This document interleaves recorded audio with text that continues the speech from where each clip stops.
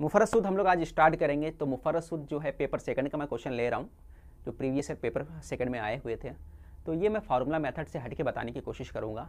अगर वीडियो को अच्छा लगा, अगर सॉल्यूशन अच्छा लगा तो ज़रूर लाइक और सब्सक्राइब करना, लोगों को शेयर करना, ठीक है। तो देखते हैं शॉर्ट में कैसे करेंगे। पहले आपको मुफर्रद सूद का जो कॉन्सेप्ट है वो समझना पड़ेगा, ठीक है।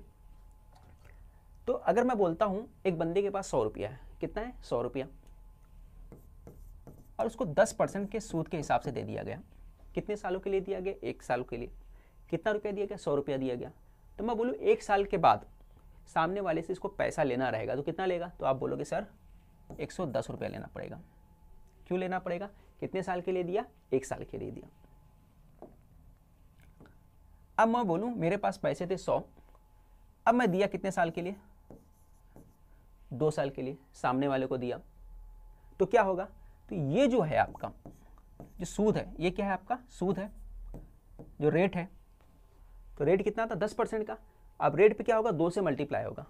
तो 2 साल के लिए कितना रेट हो जाएगा? 20% हो जाएगा। 2 साल के लिए 20% हो जाएगा। तब मैं बोलूँ 100 रुपया दिया 20% के लिए, 20% के हिसाब से कितने सालों के लिए दिया? 2 सालों के लिए, है ना। तो कितना रुपया आएगा?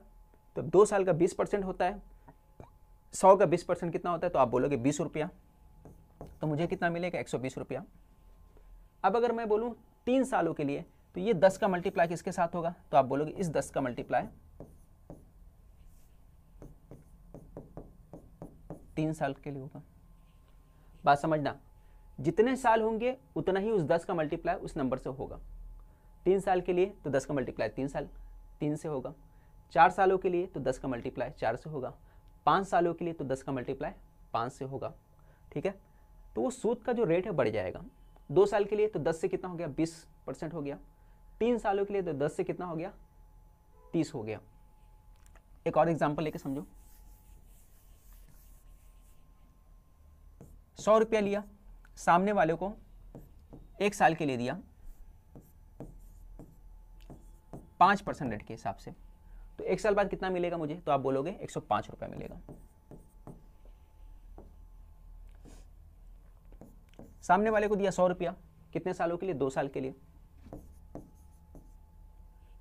तो 5% था, है ना। तो 2 साल बोला तो 5 का किससे मल्टीप्लाई होगा? इस 5 का मल्टीप्लाई 2 के साथ होगा, है ना। 5 का मल्टीप्लाई 2 से होगा तो कितना हो गया? 10%। तो 10% होगा। 100 का 10% कितना होता है? 10 रुपया। तो 100 का 10 मिला दो तो कितना हो गया? 110।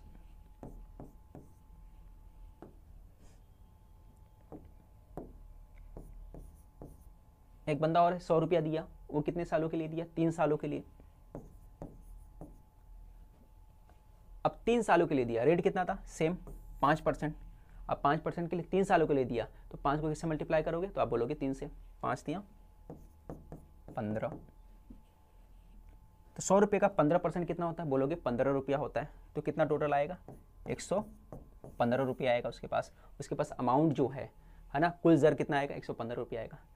थ्योरी समझ में आया कैसे, क्या कॉन्सेप्ट है? अब इसका इस्तेमाल करते हुए मैं डायरेक्ट सॉल्व कराऊंगा क्वेश्चन को। चलो क्वेश्चन की तरफ आते हैं। 1200 रुपया असल जर था। कितना रुपया दिया था? 1200 रुपया। और उसको मिला कितना? 1440। पूछो दिया कितना था? तो आपने बताया दिया था 1200 रुपया, मिला कितना? 1440। तो सूद कितना रुपया पड़ा? तो आपने बोला 1440 में से सर हमको करना पड़ेगा 1200 को माइनस, और हमने माइनस कर दिया तो हमको मिला 240 रुपया। यानी हमारा जो एसआई है, हमारा जो सूद है ना, हमारा जो मुफर्रद सूद है कितना है? 240 रुपया। कितने पे मिला अपने को? तो आपने बताया कि जो 240 रुपया मुझे मिला है, ये 240 रुपया मिला है 1200 रुपये के ऊपर, क्योंकि सामने वाले को मैंने 1200 रुपया दिया था तो मुझे 240 रुपये सूद मिला। अब बोला किस रेट से? तो रेट तो पता ही नहीं है ना। क्या रेट है? रेट अपने को पता नहीं, तो अपने को करना पड़ेगा रेट पता। तो कैसे करेंगे? तो कितना परसेंट होगा?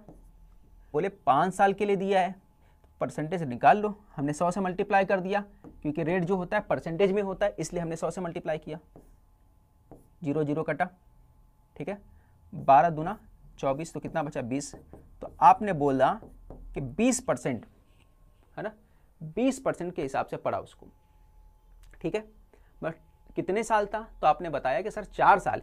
ये 20% कितने के हिसाब से पड़ा है, 4 साल के हिसाब से 20% पड़ा है। तो मैं बोलूँगा 1 साल का कितना पड़ा है, तो आप बोलोगे सर एक काम करो आप, क्योंकि आपने बताया था कि हर साल क्या होता है, जितने साल होता है उसी नंबर को मल्टीप्लाई करना पड़ता है। तो 5 साल है तो इसका मतलब है कि ये 4 से मल्टीप्लाई हुआ होगा, है ना, क्योंकि 4 साल का बोल रहा है, यानी 4 को 5 से मल्टीप्लाई करोगे तो ही तो 20 आता है ना। तो हमको क्या करना पड़ेगा, उसी 4 से डिवाइड कर देना पड़ेगा। तो 4 से डिवाइड कर देंगे तो हमारा रेट आ जाएगा। तो हमने 4 से डिवाइड कर दिया तो हमारा रेट आ गया 5%। तो अपने को पता चल गया कि रेट कितना है, 5% का रेट है। ठीक है, इतना क्लियर हो गया, 5% के रेट के हिसाब से हो गया।